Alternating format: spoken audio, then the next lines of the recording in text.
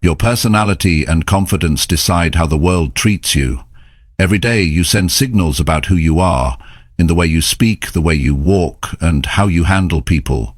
The question is, are you sending the right ones? Confidence isn't something you're born with forever. It's something you build, one choice at a time. Your personality isn't fixed either. You can shape it so people respect you more, listen to you more, and remember you. Most people never work on these things. They just hope life will somehow make them confident. That never works. You have to take charge. You have to know what to do every single day to improve how you carry yourself. In this video, I'll give you daily, real-life tips you can start using right now. If you want people to notice you, trust you, and take you seriously, stay with me until the end. This is where it starts. Chapter 1. Start your mornings by telling yourself you can handle today. When you wake up in the morning, you set the tone for your entire day.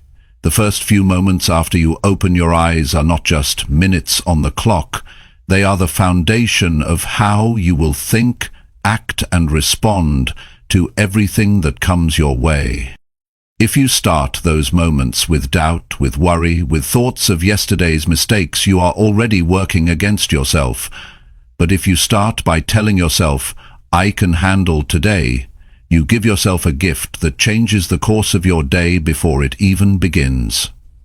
Confidence does not appear out of thin air. It is built, brick by brick, through repeated actions and repeated thoughts. Every morning, you have a choice. You can begin your day reacting to life, letting outside forces dictate how you feel. Or you can begin your day taking control of your mind and your attitude.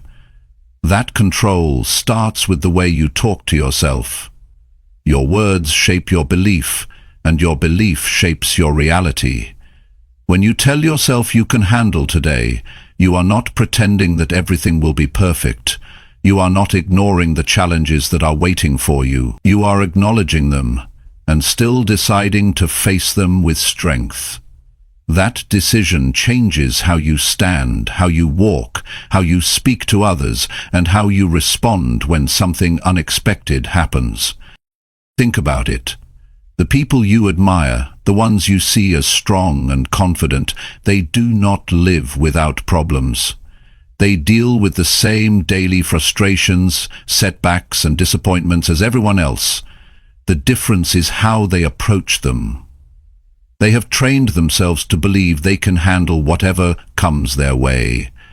That belief did not start in the middle of the day when trouble arrived. It started in the quiet moments of the morning, when they decided who they were going to be that day. So tomorrow, when you wake up, before you reach for your phone, before you think about your work, before you think about what might go wrong, take a breath and speak to yourself. Say it clearly and mean it. I can handle today. Do not just whisper it without feeling. Feel it in your chest.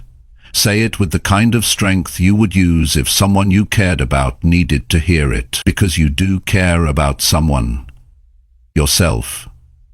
This small act may feel simple, but it is one of the most powerful daily habits you can build for your personality and confidence. Why? Because it puts you in the driver's seat of your own mind. If you start the day telling yourself you are strong, capable, and ready, you are training your brain to look for proof of that throughout the day. You will notice moments where you are more patient than you thought, more resourceful than you expected, more confident than yesterday. That evidence builds your belief, and your belief builds your personality. It is not enough to hope for a good day. You must declare that you will have one. You must decide that whatever comes, the traffic, the interruptions, the unexpected calls, the deadlines, the disagreements, you can handle it. That does not mean you will enjoy every challenge. It means you will not let any challenge take away your self-control. Confidence grows when you keep promises to yourself. Every time you start your day with this commitment, and every time you keep it by handling what comes, you strengthen your self-image. You begin to see yourself as reliable, as someone who does not break under pressure. And that self-image is the foundation of true confidence. Now, I want you to imagine a different kind of morning. Imagine you wake up and you do not give yourself this reminder. You go straight to your phone. You see a message that frustrates you. You read some news that makes you angry or anxious. Before you even step out of bed, your mood is already shaped by something outside of you. Then, when you face your first challenge of the day, you are already short-tempered, already tired, already doubting yourself. Do you see the difference? The way you start changes the way you handle everything else. When you tell yourself you can handle today, you give your brain direction. You tell it what to focus on. You make it search for solutions instead of problems. You give it permission to act with courage instead of hesitation. And that changes how people respond to you. They see you as someone steady, someone they can trust, someone who does not fall apart under pressure. That reputation builds your personality. That personality attracts respect, and respect reinforces your confidence. Confidence is not a mystery. It is a skill, and like every skill, it improves with practice. The first few times you tell yourself you can handle today, it might feel unnatural. You might think it is too simple to work, but you are not saying it to impress anyone else. You are saying it to direct your own mind. You are planting a seed every morning, and with enough mornings, that seed grows into a belief so strong that you no longer have to force it. It becomes your natural way of thinking. You may face a day where things go wrong from the start. You might get bad news. You might have an argument. You might feel tired or unmotivated. But if you have trained yourself to believe you can handle the day, those moments will not control you. You will pause, remind yourself of your morning decision, and act with intention. That is the power of this practice. It prepares you to respond well, even when life is difficult. It is not about pretending everything is fine. It is about believing that you are strong enough to deal with it, no matter what it is. And every time you deal with it, you prove to yourself that the belief was right. That proof becomes part of who you are. If you want to improve your personality, you must shape how you think about yourself. People with strong, attractive personalities believe in their own ability to handle life. They do not wait for someone else to give them permission to feel confident. They give it to themselves. And it starts with a simple, powerful, personal statement at the beginning of the day. Some people will tell you to make long affirmations or repeat a list of positive statements every morning. That may work for them, but the most effective change often comes from the simplest, most believable message. I can handle today is short, clear, and powerful. It is not pretending you will never face problems. It is promising yourself that you will face them without losing your strength. Your mornings shape your mindset. Your mindset shapes your actions. Your actions shape your results, and your results shape your confidence. That is the chain. That is how daily personality and confidence growth actually work. You cannot skip the first link. You cannot start the day in doubt and expect to finish it in strength. You must begin with the belief that you are capable. This habit works because it is personal. You are not saying it for applause. You are not saying it for social media. You are saying it for yourself, in private, as a daily agreement. And over time, you will notice the changes. You will notice you walk differently. You speak differently. You respond differently. You will feel more in control because you have started every day by taking control of your own mind. The truth is, no one else can do this for you. People can encourage you, teach you, inspire you, but you are the one who has to make the decision each morning. You are the one who has to look in the mirror and say it, and you are the one who has to live it through the day. When you finish today and look back, ask yourself, did I keep the promise I made this morning? Did I handle the day with strength? If the answer is yes, you have just built more confidence. If the answer is no, do not punish yourself, but make sure tomorrow, when you wake up, you mean it when you say it. Start your mornings by telling yourself you can handle today. It is one of the simplest changes you can make, but it will have one of the deepest effects on who you become. It will help you show up each day as a stronger, calmer, more confident version of yourself. And when that becomes your daily reality, your personality will grow into one that others respect and trust. But most importantly, you will respect and trust yourself. Chapter 2. Speak slower so people actually listen to your words. When you speak, the way your words leave your mouth shapes the way people see you. The speed of your voice has more influence on how people understand you than you might think. If you rush through your sentences, words start to blur together.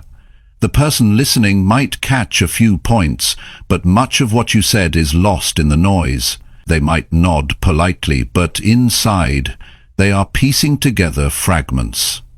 That's not connection. That's just noise. If you want people to listen to you, remember your words have value, and value is never rushed. Speaking slower is not about dragging your sentences or sounding hesitant. It's about creating space in your words so they carry weight. It's about giving your listener the time to hear, understand, and feel what you are saying. Every person you meet is processing information all day long. When you give them your words in a way they can follow, you are showing respect. You are saying, I want you to understand me, not just hear me. And that respect earns attention. In conversations, speed can signal anxiety. People notice when your words run together or spill out quickly without pauses. It can make you appear nervous, unsure, or even defensive, even if you are confident inside. When you slow down, you project calmness. You create the sense that you are in control, not just of your voice, but of your thoughts. People trust those who appear calm under pressure. Your pace communicates that before your content even does. Slowing down also helps you think more clearly while speaking. When you give yourself space between phrases, your mind has a chance to catch up to your mouth. This prevents mistakes, filler words, and unnecessary explanations.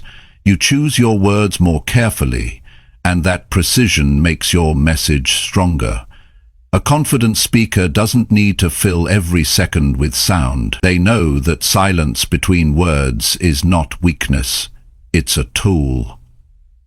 One reason some people speak too quickly is they are afraid of losing their listeners' attention. But here's the truth. If someone is going to stop listening, they will do it whether you speak quickly or slowly. Speed won't keep their attention, but clarity can. And clarity comes when you speak at a pace that allows understanding. When people understand you, they stay with you. They remember what you said long after the conversation ends. Another reason people speak too fast is habit. Over time, they have developed a rhythm of speech that races ahead of their thoughts. It feels normal to them. To change this, you must first become aware of it. Pay attention to how you sound when you speak to friends, in meetings, or on the phone. Are you finishing your thoughts before the other person has time to process them? Are they asking you to repeat yourself? Do you often have to explain the same thing twice? These are signs your pace is too fast. Once you notice it, you can work on changing it. A simple way is to practice short pauses at natural points in your sentences. For example, after you make an important statement, give it a second of silence. Let it land. This not only makes your point more memorable but also shows confidence. People who are unsure often rush to fill silence. People who are confident let their words breathe. Speaking slower also improves your ability to influence others. Influence is not just about having the right facts or arguments. It's about delivering them in a way that connects. When you speak slowly enough for people to follow you without effort, you reduce resistance. You make it easier for them to agree with you because they don't feel overwhelmed. Fast speech can feel like pressure. Slow, clear speech feels like guidance. It's worth noticing how speaking slowly changes your presence in a group. In meetings or discussions, the person who speaks slowly often becomes the one people turn to for clarity. You'll see heads tilt toward you, eyes focus on you longer. You appear thoughtful, deliberate, and confident, qualities that people respect. And that respect builds your credibility in every area of your life. There is also a personal benefit to slowing your speech. It reduces your own stress. When you slow down, you naturally take deeper breaths. Your heart rate steadies, your shoulders drop. You feel more in control, and that calmness affects your whole body. Conversations stop feeling like a rush to get your thoughts out, and instead become opportunities to connect and express yourself fully. For some, the challenge is not only speed, but also the fear of judgment. They think, if I speak slowly, people will think I'm unsure or not smart enough. But reality works the opposite way. Rushed speech often signals insecurity. Controlled, slower speech signals authority. You have to break the belief that speed equals competence. True competence shows when you can speak in a way that makes understanding easy for the listener. In personal relationships, speaking slowly can also improve connection. When you are talking to a partner, a friend, or a family member, your pace communicates how much you value their presence. If you rush, they feel you are trying to finish the conversation rather than enjoy it. If you slow down, they feel you are truly there with them. That feeling strengthens trust and closeness. This is especially important in moments of conflict. If you are upset and you speak quickly, your words may come out sharper than intended. The other person may react defensively, and the conversation can escalate. But if you slow your pace, your tone softens, your words become more measured, and you create space for resolution instead of argument. Slowing down your speech does not mean losing passion or energy. In fact, it allows your passion to come through more clearly. People can feel the weight behind your words when they have time to absorb them. Your energy becomes focused instead of scattered. You can emphasize key points without raising your volume. The power is in the control, not the speed. To build this skill, you have to practice deliberately. You can start by reading something out loud each day, focusing on speaking slower than feels natural. And record yourself and listen. Notice where you speed up. Then, in real conversations, apply the same control. Choose moments to pause, especially after important points. In time, it will feel natural. Another practice is to watch confident speakers and observe their pacing. You'll see they often pause before answering a question. They don't rush into their response. They give themselves a moment to think, and that moment also signals to the listener that they are considering their words. This small detail builds trust. As you develop this habit, you will notice changes in how people respond to you. They will ask for your opinion more often. They will wait for you to finish your thought instead of interrupting. They will remember your points with more clarity. Your words will start to carry more weight, not because you changed the content, but because you changed the delivery. Slowing down also gives you time to notice the other person's reactions. You can see if they are confused, if they are agreeing, or if they have something to add. You can adjust your message in real time to keep them engaged. This makes you a better communicator because you are not just talking. You are connecting. And connection is the whole point. Communication without connection is just noise. You want people to walk away from a conversation with you feeling like they understood you, that your words mattered, that you cared about what you were saying and about them hearing it. That doesn't happen by accident. It happens when you are intentional about the way you speak. There will be times when you feel the urge to speed up. Maybe you're excited, maybe you're nervous, maybe the topic is emotional for you. But in those moments, slow yourself down even more.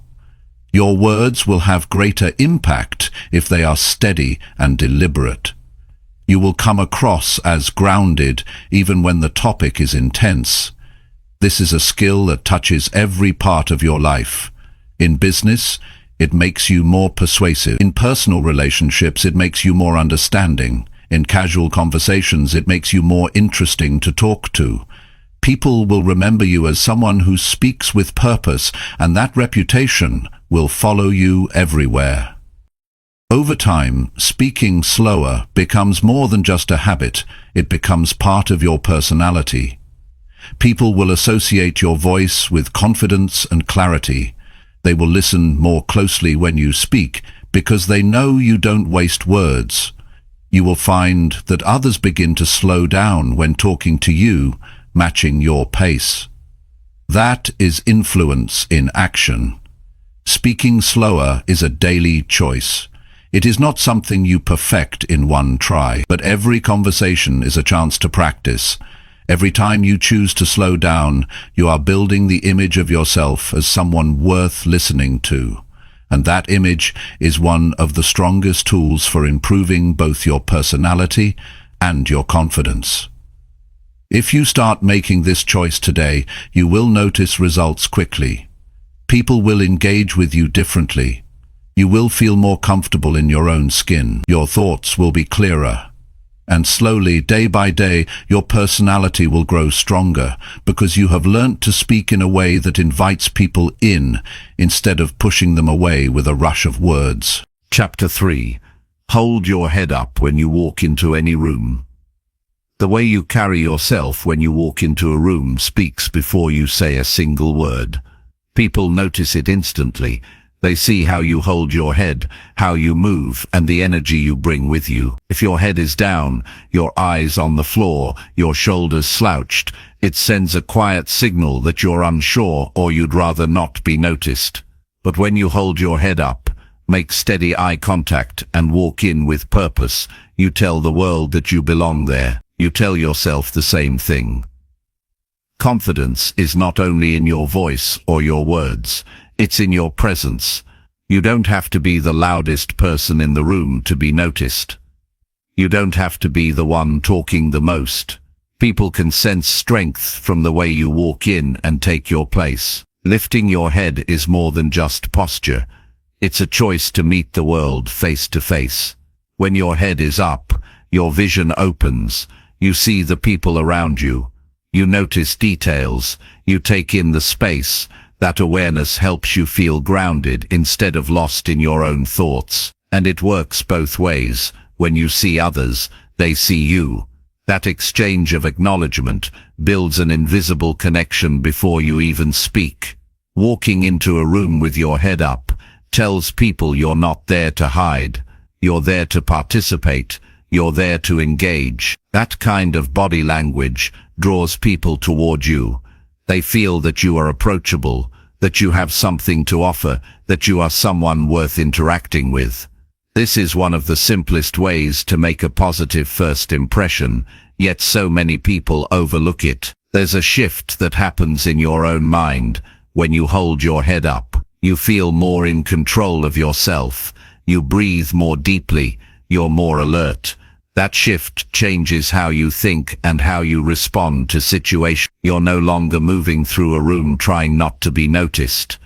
You're moving through a room ready to take part in whatever happens there. This doesn't mean you have to walk in with exaggerated confidence or force yourself into the spotlight. It means you enter with the quiet assurance that you deserve to be there. You don't shrink from the moment. You don't apologize for existing. You carry yourself as someone whose presence adds value. If you've ever seen someone walk into a gathering and instantly command attention without speaking, you've seen the power of presence. Often it's not about looks, clothing or status, it's about how they carry themselves. They step in with their head held high, shoulders relaxed, and eyes meeting others naturally. They own their space, not by dominating it, but by respecting it. One reason many people avoid holding their head up is self-consciousness. They think, if I look at people they'll judge me, or I don't know what to do if someone stares back. But avoiding eye contact doesn't protect you from judgment, it just makes you invisible, and being invisible doesn't build your confidence. Facing the room shows that you are willing to be seen, even if not everyone reacts the way you want. Another reason is habit. Many have simply never practiced walking into a room with intention. They drift in quietly, head down, thinking about other things. They don't realize the impact that first moment has on how others perceive them, but you can train yourself to change that habit. Each time you enter a space, whether it's a meeting, a coffee shop, a social event, be conscious of your posture. Remind yourself to lift your head, straighten your back, and take a calm, steady breath. The more you practice, the more natural it becomes. At first, it might feel like a deliberate effort. You'll think about it every time you step through a doorway, but after a while, it becomes your normal way of moving. And when it becomes normal, you stop thinking about it. You just walk in naturally confident. Holding your head up is also a form of self-respect. It's saying, I value myself enough to show up fully. When you show that you respect yourself, others are more likely to respect you in return. People respond to the signals you send. If you act as though you deserve to be there, they tend to treat you as though you do. There's another benefit. When you walk into a room with your head up, you're more likely to start conversations. You'll notice familiar faces. You'll make eye contact with someone who smiles back. That moment can lead to an introduction, a handshake, or a meaningful exchange you wouldn't have had if you'd kept your eyes on the ground. Confidence grows in these small repeated moments. Every time you enter a space with your head held high, you're telling yourself that you can face whatever's inside. Even if you feel nervous, your body is showing your mind that you can handle it. That feedback loop strengthens your self-image. In professional settings, this habit can change how you're perceived at work. Walking into a meeting with your head up shows you're engaged before you even speak. Colleagues are more likely to listen when you do. In networking situations, it helps you appear approachable and capable, making people more open to connecting with you. In personal life, it changes social interactions. At a party, a dinner, or a casual gathering, people gravitate toward those who appear comfortable in their own skin. You don't have to know everyone. You don't have to have all the right things to say, but your body language tells them you're ready to connect, and that alone can open doors. There's also a physical connection between posture and mood. When your head is down, your body collapses slightly inward. That position can actually make you feel smaller and less energetic. Lifting your head opens your chest, lets in more air, and gives your body a sense of space. That physical openness supports emotional openness. If you've ever felt out of place in a room, you know how easy it is to withdraw into yourself, but that only reinforces the feeling of not belonging. The fastest way to counter it is to take up your space, physically and mentally. Holding your head up is a simple step toward claiming that space. Some may think confidence comes from big, bold moves, but often it's the smallest actions that create the biggest shift. The difference between looking down and looking forward changes everything about how you're perceived. It says you're not hiding, you're participating. You're not just passing through, you're showing up. If you struggle with this, start small. Practice walking into smaller, low-pressure settings with your head up. Notice the difference in how people respond. Pay attention to how you feel inside. Build on those small wins. until it feels natural in larger or more intimidating spaces. In time, you'll find that this isn't just about walking into rooms. It becomes part of how you approach life. You start conversations more easily. You volunteer ideas without hesitation. You face challenges with more directness. The physical act of holding your head up becomes a mental habit of facing things directly, instead of avoiding them. Every room you walk into is an opportunity to learn something, meet someone, or make an impression. You can waste those opportunities by slipping in unnoticed, or you can step into them fully by carrying yourself with confidence. The choice is yours every single time. And here's the truth.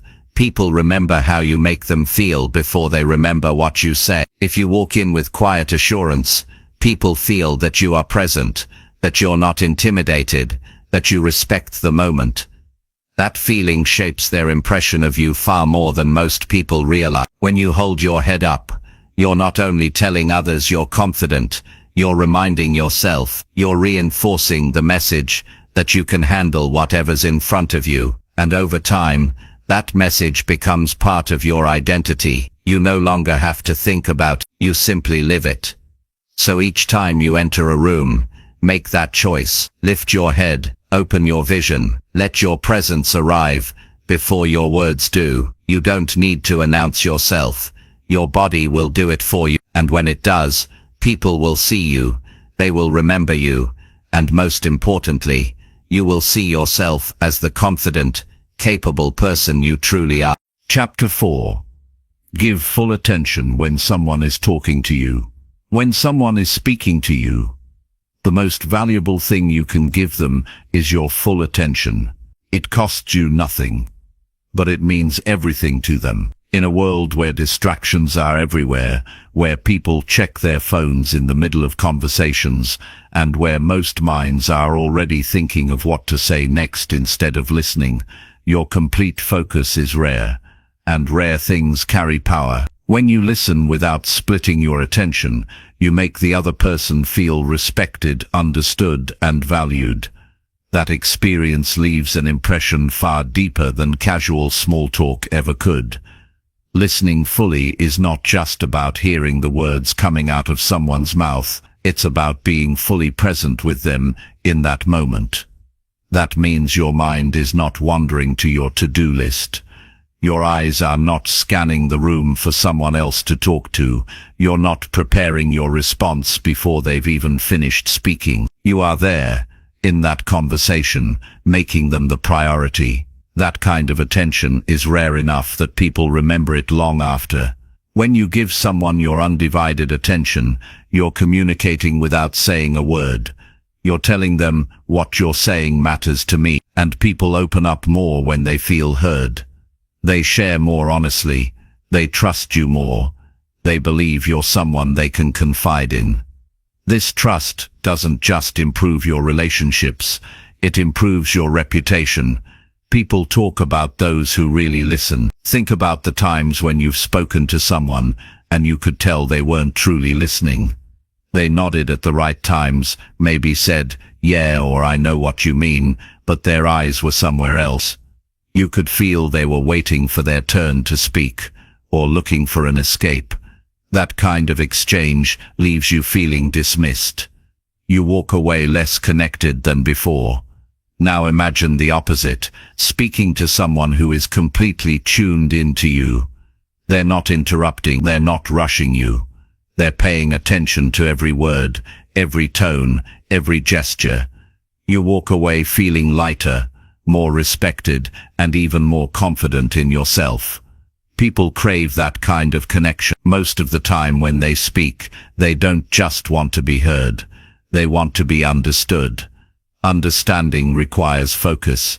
It requires that you pay attention to not only their words, but also their body language, their tone, their expression. Often what people don't say is just as important as what they do say. When you're fully attentive, you pick up on these subtle cues. You begin to understand not just the surface of what they're communicating, but the deeper meaning beneath it. Listening deeply is also a sign of maturity. It shows that you value others enough to set your own thoughts aside for a moment. Many people think confidence is about speaking well, but it's equally about listening well. Confident people are not afraid to be silent while others talk. They don't need to dominate the conversation to feel important. They know that by listening well, they often gain more respect than if they had tried to talk over everyone. Giving your full attention can even change the course of a relationship. In moments of conflict, for example, truly listening can dissolve tension faster than arguing ever could. When someone feels you're genuinely trying to understand them, they stop feeling the need to defend themselves so fiercely. They feel safer, which opens the door to resolution even in casual, everyday conversations. Attentive listening strengthens bonds and builds goodwill. To give full attention, you have to consciously remove distractions. Put your phone face down or away. Turn your body toward the person. Make steady but natural eye contact. Respond to what they say in a way that shows you understood. Not with generic comments, but with responses that reflect their actual words. If they're talking about something important to them, acknowledge it.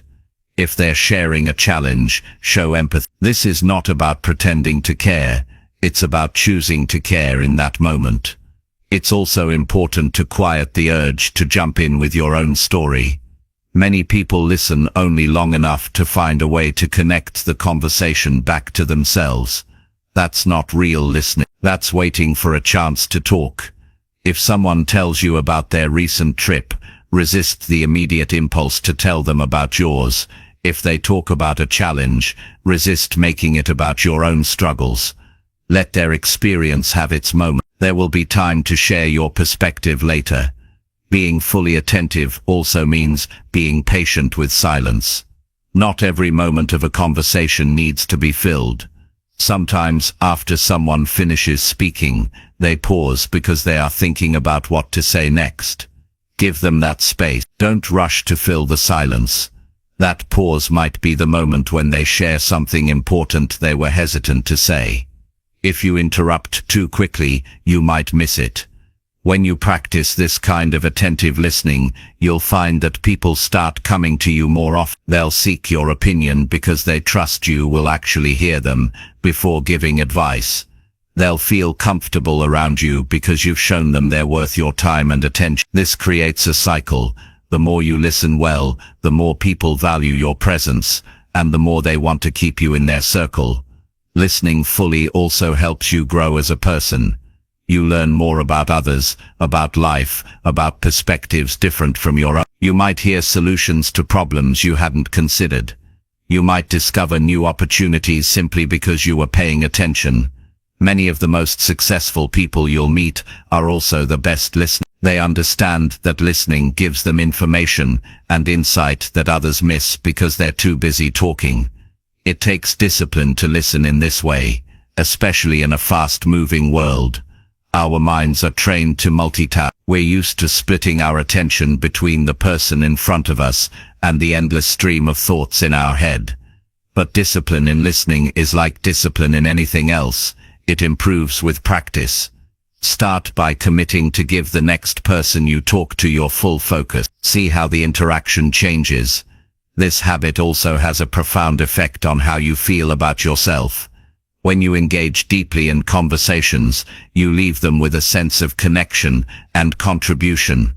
You weren't just a background presence, you were part of a meaningful exchange. This reinforces your own value in your mind. It tells you that you can offer people something that matters, not just information, but presence. People often underestimate how much listening can influence confidence. When you listen well, you naturally start to speak with more precision when it's your turn. Because you've heard the full picture, your responses are sharper and more relevant. That makes you sound more thoughtful, which in turn makes people take your words more serious. It's worth noting that giving full attention doesn't mean agreeing with everything someone says. You can disagree completely and still listen fully. The difference is that when you've listened well, your disagreement is based on understanding, not assumption. That makes your point of view stronger and more respectful. In every conversation, there's an opportunity to build trust or weaken it. Full attention builds it. Partial attention weakens it. People can tell the difference immediately. They may not call it out directly, but they feel it. And over time, those feelings add up into the way they see you, either as someone who values them or someone who doesn't. If you want to improve your personality and confidence, mastering the skill of attentive listening is one of the most powerful steps you can take. It makes you stand out in a way that's subtle but unforgettable. It shows emotional intelligence, self-control, and genuine respect for others. When someone is speaking to you, they're giving you a piece of their time and their mind.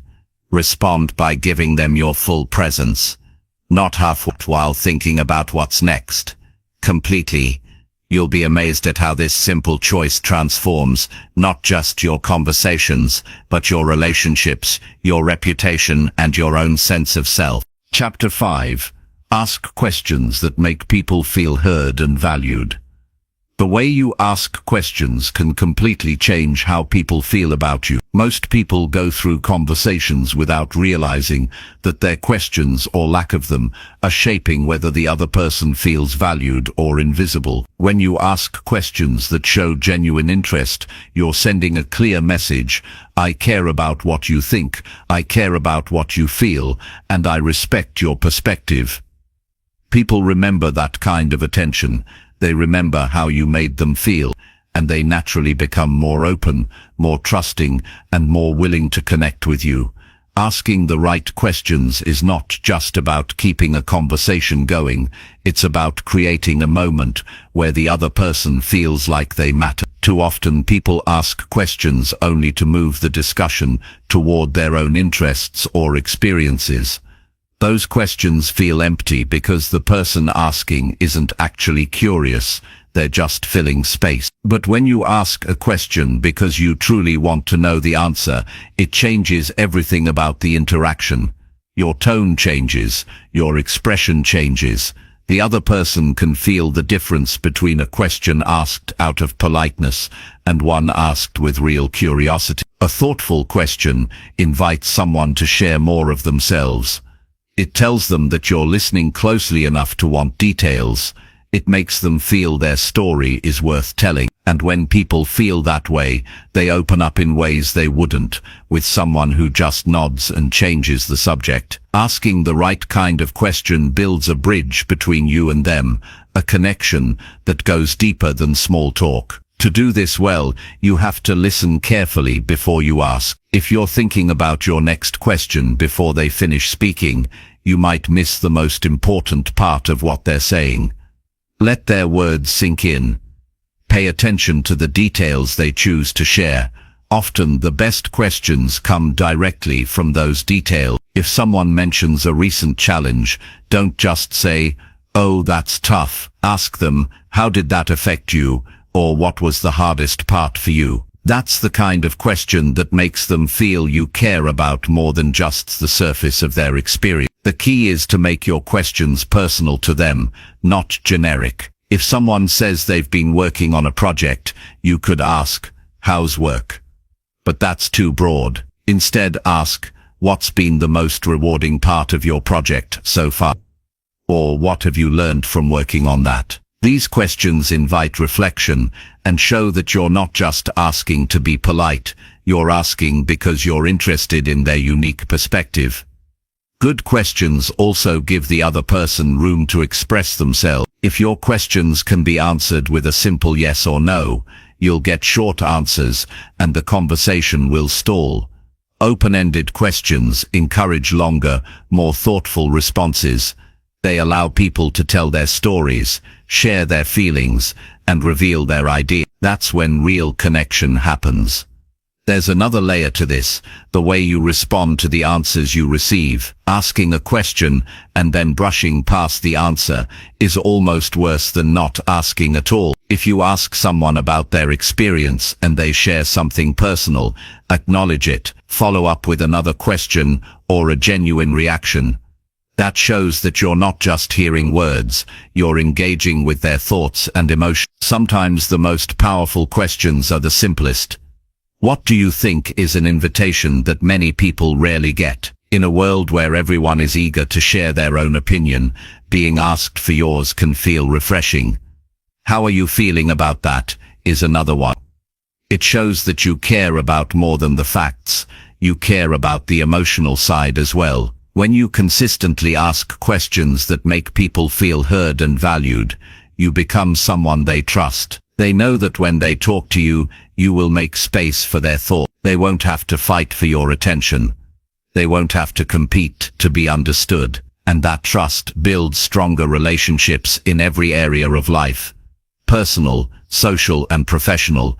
In business, this skill can be the difference between being an average communicator and a great one. Clients, colleagues, and team members respond more positively to leaders and co-workers who ask questions that show interest in their ideas and challenges. It makes them feel respected and part of the process. In personal relationships, it deepens intimacy and understanding. When your partner or friend knows that you will ask and care about the details of their day, they feel supported in a way that words alone can't create.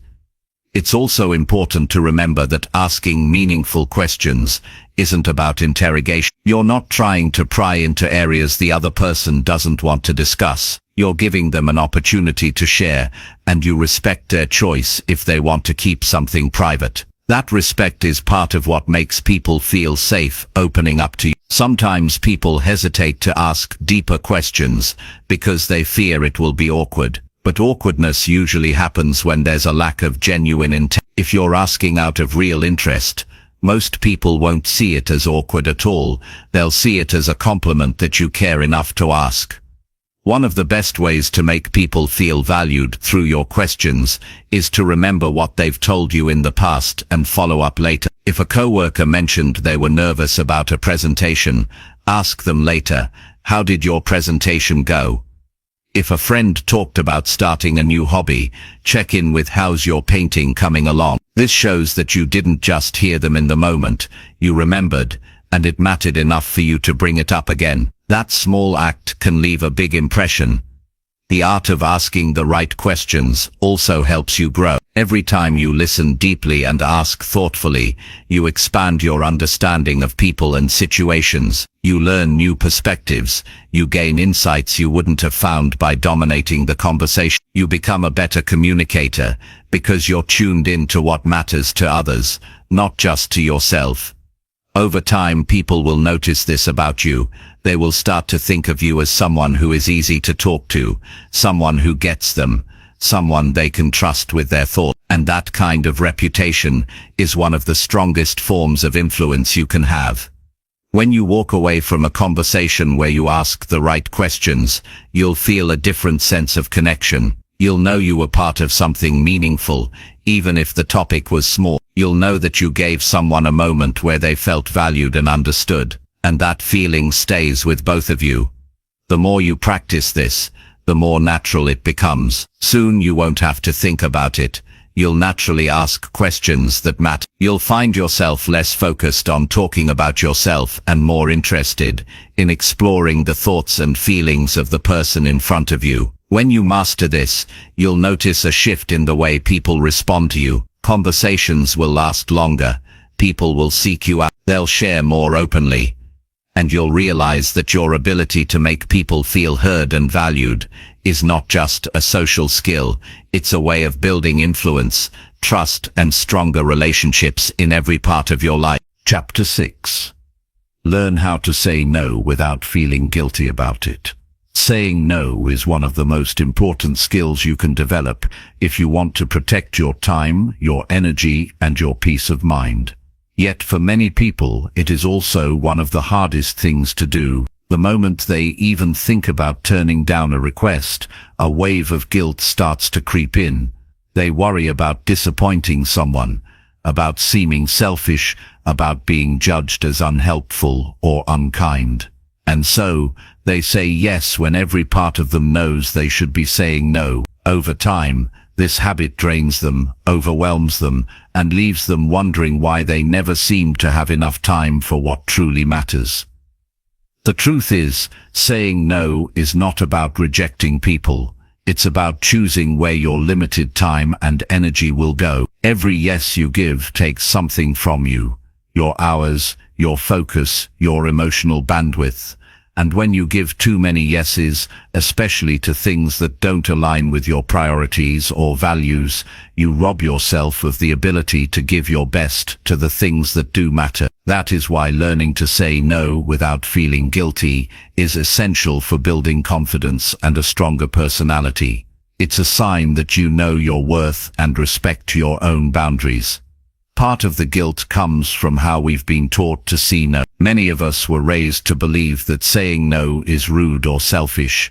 We learned that being a good person means being agreeable and accommodating. And while kindness and generosity are valuable, they lose their meaning when they come at the expense of your own well-being. You cannot show up fully for others if you are constantly running on empty. Saying no when you need to is not an act of selfishness, it's an act of responsibility toward yourself and the people who truly depend on you. It also helps to realize that you cannot please everyone, no matter how hard you try. There will always be someone who wishes you had said yes, someone who doesn't understand your reasons, someone who takes your no personally. But their reaction is not your responsibility. Your responsibility is to make choices that keep you balanced, healthy, and able to give your best to the things that truly matter to you. The more you accept this, the easier it becomes to release the guilt. The way you say no also matters. A firm but respectful no is more than enough. You do not need to give a long explanation or justify yourself with excessive detail. The more you explain, the more it can sound like you are unsure of your decision, and the more space you leave for the other person to push back. A simple, confident response, something like "I appreciate you thinking of me, but I can't commit to that right now," communicates your decision clearly while maintaining respect. One powerful shift is to see no as a positive action rather than a negative one. When you say no to something that doesn't serve your goals or values, you are saying yes to something else that does. You are protecting your time for the things that matter most to you, whether that's your work, your health, your family, your rest, or your personal growth. That is a choice worth making without apology. Of course, saying no will feel uncomfortable at first, especially if you are used to saying yes automatically. You may feel a tightness in your chest, a rush of anxiety, or the urge to quickly take your words back. But remember, discomfort is part of growth. Every time you follow through on a no you know is right for you, you strengthen your ability to stand by your decisions.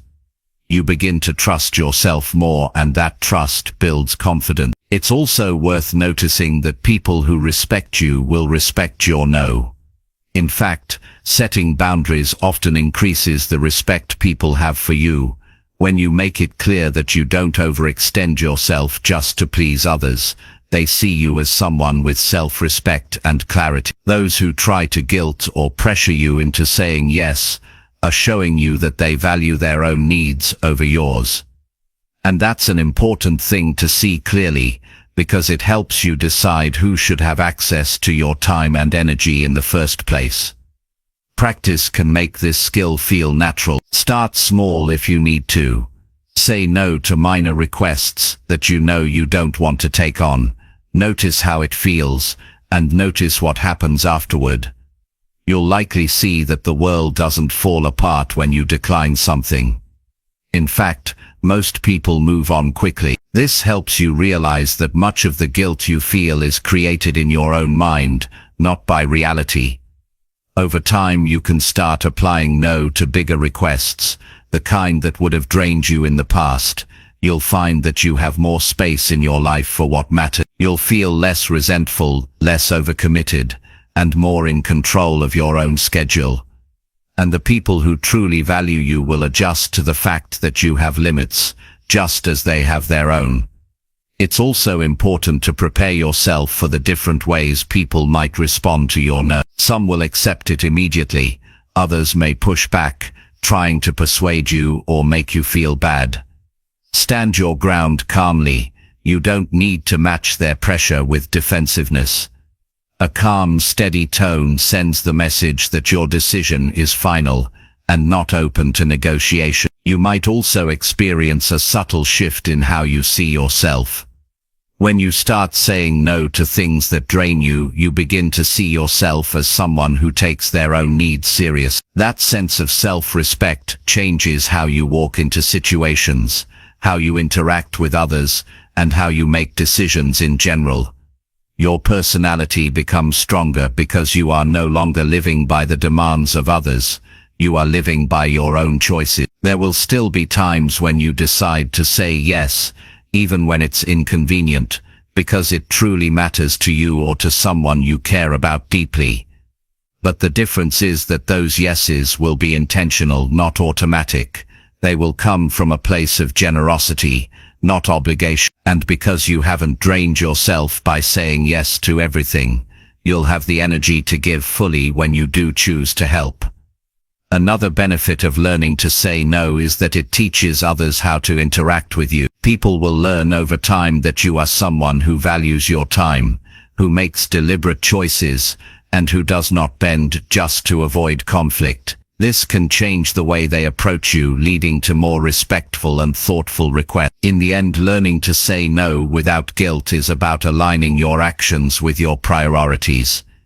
It's about choosing not to trade your well-being for the comfort of avoiding a momentary discomfort in saying no. It's about realizing that your time and energy are not infinite, and that protecting them is not selfish, it's essential. When you stand by your decisions without guilt, you reclaim control over your life. You stop letting the expectations of others run your schedule. You stop sacrificing your own needs for the sake of avoiding awkwardness. You stop living in a way that leaves you stretched thin and unfulfilled. Instead, you create a life filled with choices that truly reflect who you are and what you value. That is the power of a well-placed no. It's not about rejecting others. It's about saying yes to the life you actually want to live and doing it without apologizing for it. Once you embrace that, you'll see that no is not just a word. It's a statement of self-respect, a tool for building confidence, and a key to living with more intention and more freedom than you ever thought possible. Chapter 7. Fix one small habit daily that makes you feel weak. Every person has habits that quietly chip away at their confidence and strength. They may seem small in the moment, a delay in starting something you said you'd do, checking your phone when you should be focusing, eating when you're not really hungry, avoiding a task because it's uncomfortable, but over time, they shape how you see yourself. They reinforce the feeling that you're not in full control of your life, and the longer you let them stay, the more they create a quiet sense of weakness inside you. The good news is, you don't have to change everything at once. You can rebuild strength and self-respect by fixing just one small habit each day that makes you feel weak. This works because small habits are the foundation of who you are. You might think the big wins are what build confidence, but those big wins are made possible by hundreds of small decisions made over time. Every time you choose to correct a small, self-defeating habit, you're proving to yourself that you can make changes. That proof builds trust in yourself, and when you trust yourself, you walk differently, talk differently, and make stronger choices in every part of your life. It starts with noticing. You can't fix what you don't see. Pay attention to your daily routines and ask yourself, which habits leave me feeling weaker instead of stronger? Be honest with yourself. No one else needs to know this list. Maybe you stay up later than you should and wake up tired. Maybe you agree to things you don't want to do. Maybe you avoid difficult conversations and let problems linger. Maybe you keep telling yourself you'll start a healthy habit tomorrow, but never do. The specifics are personal, but we all have them. Once you identify them, choose just one for today. Don't try to tackle everything at once. You might think it's more productive to fix several habits at the same time, but the truth is, trying to change too much at once usually leads to failure. You end up overwhelmed, slipping back into old patterns and feeling even weaker than before. Instead, commit to fixing one small habit each day. The focus and success of that one change give you momentum to tackle the next. When you start this process, keep your changes realistic. The point is not to completely eliminate a lifelong habit in one day. The point is to take one concrete action today that moves you in the right direction. If your habit is procrastinating on a project, then today, open it and work for just 20 minutes. If your habit is skipping breakfast and running on low energy all morning, make yourself a healthy breakfast today. If your habit is scrolling on your phone before bed, put the phone down 30 minutes earlier tonight. Each action is small, but each one is a win you can claim at the end of the day. What makes this powerful is the psychological shift that comes with it. Every time you follow through, you send yourself a message: I am someone who takes action. I am someone who fixes what holds me back. That message matters more than the size of the habit you're changing. It's not just about drinking more water, taking a walk, or making your bed. It's about proving to yourself that you have control over your choices. Some days, the habit you work on might be easy to fix. Other days, it will be harder. That's normal. The point is not to be perfect every single time. The point is to keep showing up and making the effort daily. Even on tough days, choose a small win. That win might be as simple as not hitting the snooze button, keeping a promise you made to yourself, or putting in a few minutes of work when you don't feel like it. Over time, these daily corrections start to stack up. What once felt like effort becomes normal. You begin to notice that some of the habits that used to weaken you have faded without you even trying to force them out. That's the beauty of focusing on one small improvement each day. You create lasting change without overwhelming yourself. It's also important to pay attention to how you feel after fixing a habit. That feeling is your reward. It's a mix of pride, relief, and renewed energy. Hold on to it. Remind yourself of it the next time you're tempted to skip the work. That emotional memory helps you stay consistent because you've felt the difference between giving in to weakness and choosing strength. This daily process does more than just make you feel stronger.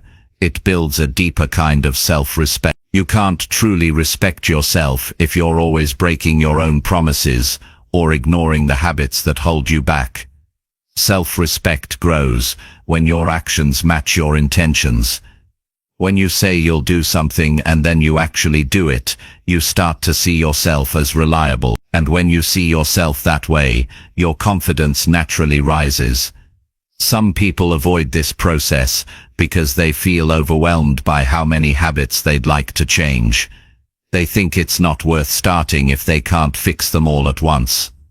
That thinking keeps them stuck. The truth is, even the smallest improvement today puts you ahead of where you were yesterday.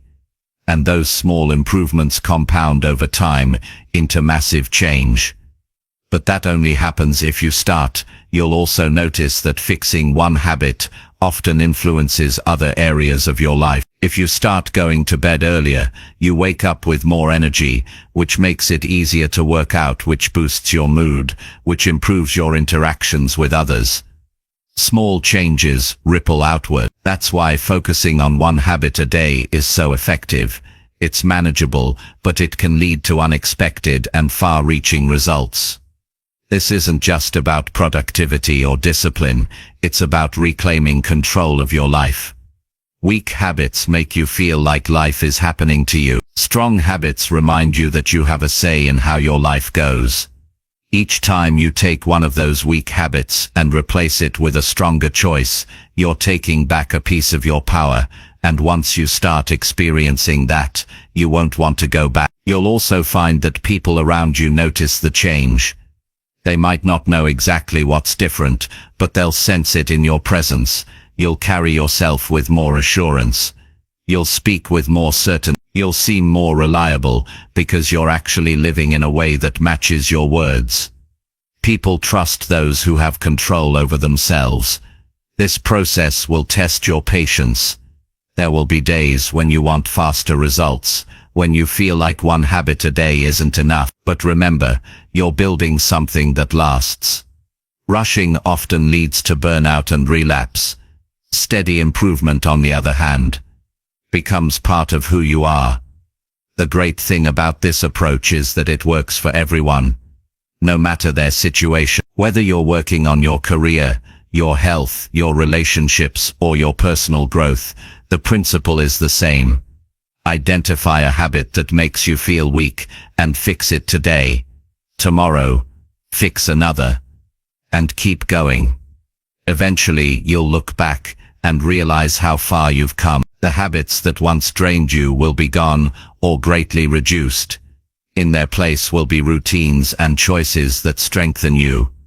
And because you built them one at a time, they'll feel natural, not forced. That's how lasting confidence is built, not in a single leap, but in consistent steps forward, one small correction at a time.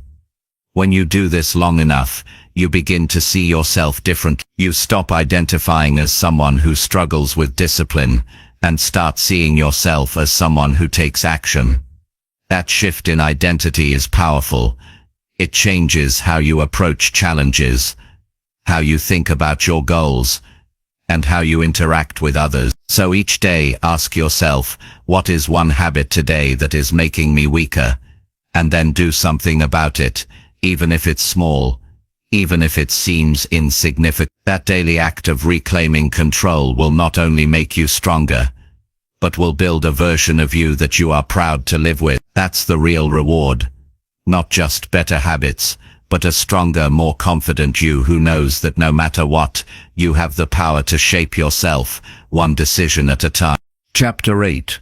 Talk about your achievements without downplaying yourself. Many people achieve meaningful things in life, yet when it comes time to speak about them, they shrink their words, rush past the details, or make it sound like it was no big deal. They do it because they fear being seen as arrogant. They do it because they've been taught that humility means hiding their success. They do it because they feel uncomfortable taking up space. But downplaying your achievements doesn't make you humble, it makes you invisible. It hides the work you've done, the challenges you've overcome, and the value you bring to the table. If you want to improve your confidence and your personality, you must learn to talk about what you've accomplished in a way that is honest, respectful, and unapologetic. When you share your achievements openly, you give people a chance to understand you better. You show them not just what you've done, but what you're capable of. This is not about boasting, it's about telling the truth. There is a difference between arrogance and confidence. Arrogance exaggerates and demands admiration. Confidence states facts and allows others to draw their own conclusions. When you speak clearly about what you've accomplished, you're not claiming you're better than anyone else. You're giving an accurate picture of what you've done and what you can do. Part of the reason people struggle with this is that they've gotten used to brushing off compliments. Someone says, "That was amazing work," and they answer, "Oh, it was nothing." Someone says, "You did a great job," and they say, "I just got lucky." Over time, this habit of dismissing praise becomes automatic. But every time you do it, you tell yourself and others that your work isn't worth acknowledging. It sends the wrong message.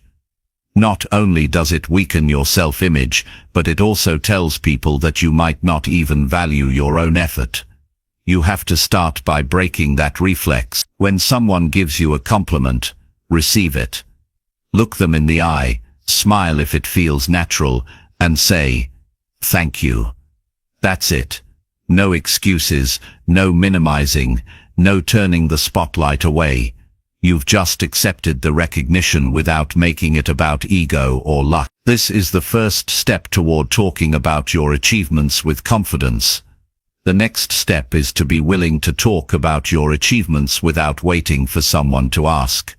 In professional settings, this is crucial. Opportunities often go to those who can clearly communicate what they've done and the value they've created. If you've completed a successful project, solved a difficult problem, or brought in important results, you should be able to explain it clearly and directly. You can do this by focusing on the impact of your work, the changes it created, the goals it helped achieve, the problems it solved. It's not enough to vaguely say, "I did well." That tells no one what you're capable of. Instead, speak in specific. If you helped increase sales, say by how much. If you led a team, share what the team accomplished under your guidance. If you introduced a new process, explain how it improved results. Specifics make your achievements real. They give your words weight. Some people fear that if they talk about their achievements, they'll make others feel bad. But the truth is, people who are secure in themselves will not resent your success. They will respect it. Those who are uncomfortable with your accomplishments often have their own insecurities to deal with, and you cannot shrink yourself to protect them. You can be respectful and considerate while still owning your achievements. You do not need to apologize for doing good work. It's also important to remember that when you speak about your achievements, you give others permission to do the same. You create a culture where people can acknowledge their own successes without fear. This is especially powerful in group environments where collaboration matters. Sharing your wins can inspire others to share theirs, creating momentum and mutual encouragement. In personal life, talking about your achievements helps people understand what matters to you and what you're proud of. Friends and family often want to celebrate with you, but if you keep your successes hidden, they miss the chance to support you. You also miss the chance to strengthen those connections by letting people be part of your victory. The way you speak about your achievements also shapes how you see yourself. Every time you articulate a success, you reinforce in your own mind that you are capable and competent. This builds your self-image. When you stay silent or downplay what you've done, you reinforce the opposite, that your work isn't worth mentioning. Over time, this can erode your confidence without you even noticing. One effective way to start is to keep a record of your wins, big and small. This is not about bragging, it's about remembering. Write down the projects you've completed, the challenges you've overcome, the milestones you've reached. Review them regularly, so that when you need to speak about your achievements, the details are fresh in your mind. This makes it easier to share them without hesitation. You can also practice framing your achievements in a way that highlights your effort and the results, without making it sound like you're competing with others. For example, instead of saying, "I was the best," you can say, "I worked hard on this project, and it ended up exceeding our goals by 20." Learning to talk about your achievements is not about creating a performance, it's about building the ability to be honest about your strengths. People who can speak about what they've done without exaggeration or false modesty come across as trustworthy. They are not trying to impress, they are simply telling the truth. And the truth, when spoken with clarity, carries its own power. If you've been in the habit of downplaying yourself for years, this will feel uncomfortable at first. You may feel exposed. You may even worry about what others will think. But with practice, it becomes natural. You begin to understand that talking about your achievements isn't arrogance. It's part of effective communication. It's part of letting people know who you are. And here's the deeper point. If you don't speak about your achievements, you leave the story of your life in other people's hands. They may not see the full picture. They may not understand the scope of your work, or the depth of your contribution. They may assume you've done less than you actually have. By sharing your achievements openly and accurately, you make sure your story is told in your own voice. Over time, as you continue to do this, you'll find that it affects not just how others see you, but how you approach new challenges. Knowing that you will own your successes makes you more willing to take on difficult work. It makes you bolder in setting goals. It strengthens your belief that you can rise to the occasion, because you have proof from your own history. So stop shrinking your achievement. Stop turning away from recognition. Stop thinking that talking about what you've done is somehow wrong. Speak your truth, with respect and clarity. Show the world what you've worked for, and what you've achieved. Let your words match the reality of your effort. When you do, you will find that your confidence grows naturally, your presence becomes stronger, and your personality shines with authenticity and strength. Chapter 9. Try one thing today that scares you a little. Fear has a way of keeping people exactly where they are. It convinces them to stay within the familiar, to stick with what's comfortable, and to avoid anything that might cause uncertainty. But the truth is, growth doesn't happen inside that comfortable space. It happens in those moments when you take a step towards something that makes your heart race a little faster. It doesn't have to be something extreme. It can be small. It can be simple. But it has to be real enough that it pushes you beyond what you normally do. Trying one thing today that scares you a little is a way to tell yourself, I can handle more than I thought. Every time you do this, you expand the limits of what you believe you're capable of. When you avoid the things that scare you, your mind learns to associate them with danger. The longer you avoid them, the stronger that association becomes. Soon it's not just fear, it's habit. You stop even considering certain actions because they feel out of reach. The only way to break that pattern is to prove it wrong. And the fastest way to prove it wrong is to take a small step towards something you've been avoiding. You don't have to erase the fear in one big move. You just have to show yourself that you can act even when it's there. This is not about chasing fear recklessly. It's about choosing challenges that are safe but uncomfortable. It might be speaking up in a meeting when you usually stay quiet. It might be starting a conversation with someone you've never met. It might be trying a skill you've been curious about but too nervous to attempt. It might be sharing an idea you've been holding back. What matters is that it feels just outside your comfort zone. That's where growth lives. The first time you push yourself like this, it can feel like a big leap. Your thoughts might race with what could go wrong. You might imagine embarrassment, rejection, or failure. But here's what usually happens. You do the thing and it turns out fine. Maybe it's even better than fine. And even if it's awkward, you survive. That experience alone changes how you see yourself. The thing you thought was too intimidating becomes something you've done. That changes its power over you.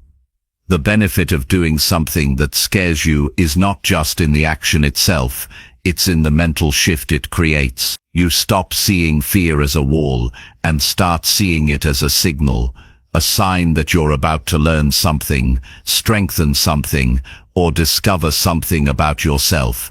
That change in mindset is powerful because it opens doors you would have walked past before. When you make this a daily habit, it stops feeling like a big event. It becomes part of how you live. Each day, you look for that one thing that nudges you forward. The email you've been avoiding, the phone call you've been putting off, the feedback you've been afraid to give, the opportunity you've been unsure about. You stop waiting for courage to show up and start building it one action at a time. Some days your action will feel small. Other days it might be a bigger step. The size doesn't matter as much as the consistency. The more often you face something that makes you uneasy, the more your mind learns that fear isn't a stop sign. You start approaching life with more curiosity than hesitation. You start saying yes to things you would have avoided. You stop letting what-if scenarios control you. One thing to remember is that you don't have to wait until you feel ready. Most people make the mistake of thinking they need to feel confident before they act. Confidence doesn't come before action, it comes from action. You can be nervous and still take the step. You can doubt yourself and still try. The important part is not letting the fear make the decision for you. You'll also notice that when you take these small steps, people around you start to see you differently. They see someone willing to try, someone who takes initiative, someone who doesn't let hesitation hold them back. That perception can open opportunities because people naturally trust and respect those who are willing to take risks in pursuit of something meaningful. It's also worth mentioning that this habit builds resilience. Not every attempt will go the way you hope. Sometimes you will try something and stumble. Sometimes you'll feel awkward. But even those moments are valuable because they show you that you can recover. The more you recover from discomfort, the less afraid you are of it. That's when you become truly confident, when you know you can handle not just success, but also the moments that don't go as planned. Over time, these small, brave actions add up. You start to notice that situations which once made you anxious now feel manageable. You might even look forward to them. Your comfort zone expands because you've stretched it little by little, day after day. The things that used to intimidate you become part of your normal life, and you're ready for bigger challenges. This habit also has a ripple effect. When you push yourself, you inspire others to do the same. People notice when you're willing to step forward, even when it's not easy. They may follow your lead, creating a culture of courage in your personal and professional circles. That's a quiet but powerful influence, not telling people to be brave, but showing them how by example. There's freedom in this practice. You stop feeling trapped by your fears because you've built the habit of moving through them. You no longer have to wonder, what if, because you're finding out, you're living with fewer regrets, because you're not letting small fears decide your action. That freedom changes how you live, day to day, and it changes the way you see your future. The beauty of this approach is that it doesn't require dramatic leaps. You don't have to quit your job tomorrow, move across the world, or make a public speech to thousands. You just have to find one thing each day that challenges you enough to make you hesitate, and then do it. Some days that step will be almost invisible to others, but you will feel it, and feeling it is what matters, because that's where the growth happens. If you keep this habit long enough, fear stops being something you run from. It becomes something you use. You start seeking it out because you know it points to areas where you can grow. Instead of avoiding discomfort, you step toward it, knowing that's where the next level of your confidence and personality will be built. When you end your day, you should be able to look back and say, I did one thing today that pushed me forward. It doesn't matter if it was small or big. What matters is that you acted in the face of hesitation. That's the mark of progress. That's the sign that you're becoming someone who doesn't just live inside the limits of comfort, but who keeps pushing those limits further. If you do this every day, you will look back months or years from now and barely recognize the person you used to be. The fears that once controlled you will seem small, almost unimportant. You will see yourself as someone who takes action, someone who grows through challenges, someone who lives with courage. And all of that will have started with a simple daily choice to try one thing today that scares you a little. Chapter 10. End your day by noticing what you did right. Most people end their day thinking about what went wrong. They replay mistakes, missed opportunities, or awkward moments in their mind until it feels like those few things define the entire day. This habit quietly erodes confidence and creates a mindset where no matter how much you accomplish, you end up feeling like you didn't do enough. If you want to build a stronger personality and lasting self-belief, you need to flip that habit. Instead of closing your day by focusing on shortcomings, close it by noticing what you did right. This is not about ignoring mistakes or pretending challenges don't exist. Mistakes are valuable if you learn from them, but when you end every day fixating on them, you rob yourself of the motivation and self-respect that come from recognizing your wins. No matter how imperfect your day was, there were things you handled well. Maybe you made a difficult decision. Maybe you stayed calm in a tense moment. Maybe you kept going when you felt like stopping. Maybe you showed up for someone who needed you. Those moments deserve your attention, and they deserve to be the last thing you carry into your rest. When you make this a daily habit, you teach your mind to see progress where it used to see only flaws. You begin to notice that even on days when nothing seemed to go according to plan, there were still victories worth remembering. This shift changes the way you feel about yourself. Instead of ending the day with self-criticism, you end it with gratitude for your own effort. That gratitude feeds your motivation for tomorrow. The process is simple, but it requires intention. At the end of each day, take a few minutes to reflect. Ask yourself, what did I handle well today? And answer honestly. If your first thought is nothing, push past it. Look closer. Think about small things. Did you speak up when it mattered? Did you follow through on something you promised yourself? Did you listen when someone needed you? Did you make progress even if it was small? Wins don't have to be dramatic to count. Write them down if you can. Putting your wins on paper makes them tangible. It also builds a record you can look back on during harder days. Seeing proof of your daily progress reinforces the truth that you are moving forward, even when it doesn't feel like it in the moment. This is especially important if you tend to be hard on yourself. A written record keeps your inner critic from convincing you that you never do enough. You'll find that when you focus on what you did right, you go to bed with a calmer mind. Instead of lying awake replaying mistakes, you feel a quiet sense of satisfaction. That peace helps you rest better, and better rest makes it easier to face the next day with energy. This isn't just a mental shift, it has real effects on your overall well-being. Another benefit of ending your day by noticing what you did right is that it trains you to look for opportunities to do things right tomorrow. When you know you're going to reflect on your wins at the end of the day, you start moving through your day with more intention. You think, how can I make sure I have something to feel proud of tonight? That mindset changes how you approach challenges and choices throughout the day. It's also a way to build self-trust. Every time you recognize a win, you're reinforcing the belief that you can rely on yourself. Over time, that belief grows stronger. You stop doubting whether you can handle what life throws at you, because you have daily evidence that you can. Some people avoid this kind of reflection because they think it's self-indulgent. They worry that focusing on what they did right will make them complacent. The reality is the opposite.